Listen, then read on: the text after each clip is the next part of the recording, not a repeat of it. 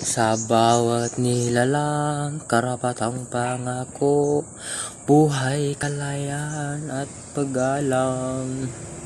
Ito'y wagas sa sumpa sa UDHR. Bawat tao'y may karapatan, pantay-pantay, walang pag-alinlangan. O UDHR, gabay ng katarungan sa bawat nilalang, karapatan ay buhayin, dignidad at kalayaan, ipagtanggol sa mundo'y may hari, pag-ibig at kapayapaan. Sa bawat sulok ng mundo, buses ay buhayin, katarungan at pagkakapantay-pantay tungkulin.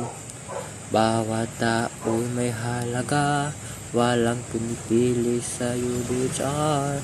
Pag-asa'y walang kahali, o UDHR. Gabay ng katarungan sa bawat nilalang, karapatan ay buhayin, dignidad at kalayaan, ipagtanggol sa mundo'y maghari, pag-ibig at kapayapaan.